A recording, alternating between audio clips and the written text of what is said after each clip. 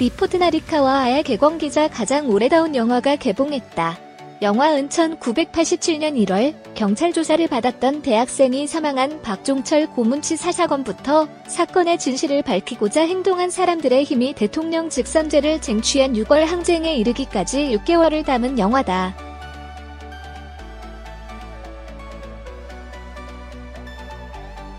장준환 감독은 영화를 만들면서 그 해를 살았던 사람들한테 용기를 많이 얻었다고 한다면 11월 12일은 평생 잊을 수 없을 것 같다. 박근혜 전 대통령 퇴진을 요구하는 촛불 집회가 처음으로 크게 열린 날이다.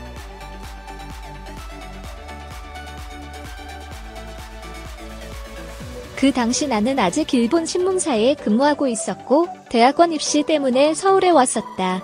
입시가 끝나고 오후 시청 근처에서 약속이 있어서 지하철을 탔는데 이미 시청역은 사람이 너무 많아서 을지로 입구에서 내리라는 방송을 들었다.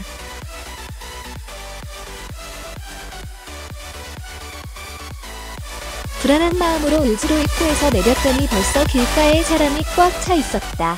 시청 쪽으로 갈수록 사람이 많아지고 친구를 만나기도 전에 이대로 질식사하는 게 아닌가 했다.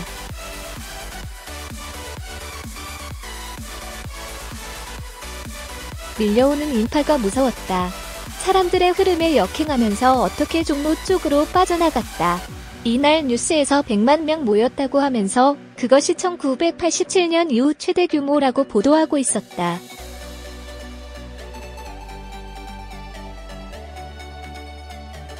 그때까지 나는 6월 항쟁이라고 들어보긴 했어도 구체적인 내용은 몰랐다면 전에도 이렇게 많은 사람이 모인 적 있구나 하고 인터넷으로 검색해서 당시의 사진들을 봤는데 그것이 1년 후에 영화로 만들어질 줄이야.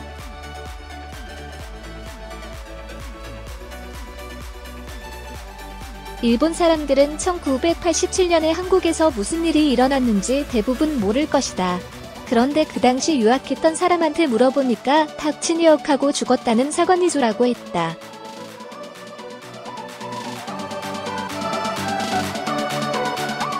그때 무슨 말인지 몰랐는데 영화를 보고 알았다.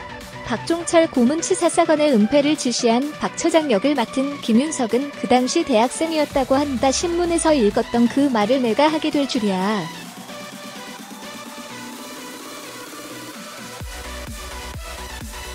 상상도 못했다. 일본은 민주화 운동 같은 것이 없었냐는 질문을 받을 때가 있다. 일본의 민주화는 1945년 패전 후에 연합군 최고사령부로 인해 추진됐다.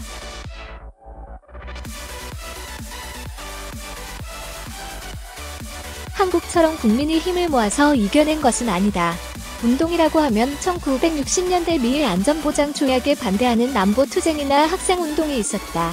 특히 60년대 후반은 헬멧을 쓰고 다니는 학생들의 폭력적인 사태도 여기저기서 일어났지만 70년대에 들어서 그 열기는 사라져버렸다.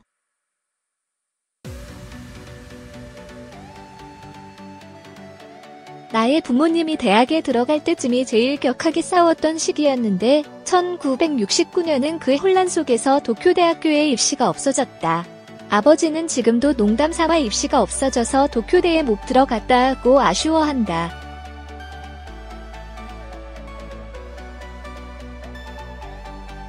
최근 동일본 대지진 후 원자력 발전소 재가동에 반대하거나 아베 정권이 밀어붙인 안보법제에 반대하는 시위도 있었다. 하지만 한국의 촛불 집회와 비교도 안 될 만큼 소규모였고 늘 그랬듯이 나라를 움직일 만한 힘은 없었다.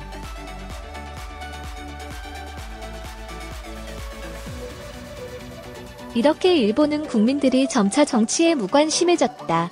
그래서 촛불 집회는 일본에서도 크게 보도돼 많은 사람을 놀라게 했다. 부럽다고 하며 직접 보러 온 사람도 적지 않았다.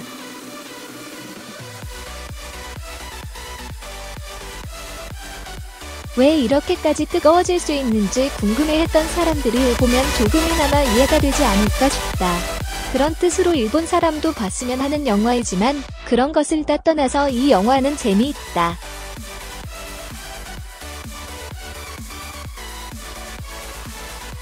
장준환 감독이 기자회견 때 실제 사건 피해자에 대해 이야기하다가 눈물로 말이 막힐 정도 뜨거운 마음을 담은 작품이다. 돈이 들어가는 상업영화의 틀을 가질 수밖에 없다면 진짜 정성이 담긴 상품을 만들어보자고 생각했다고 한다.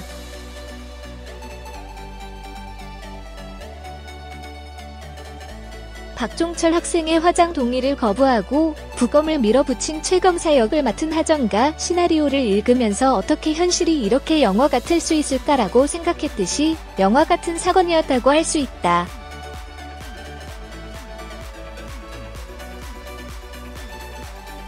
실화를 토대로 한 영화는 결말이 어둡기 마련인데 슬프고 억울하긴 하나 한편으로는 희망이 보이는 결말이 준비된 사건이기도 하다.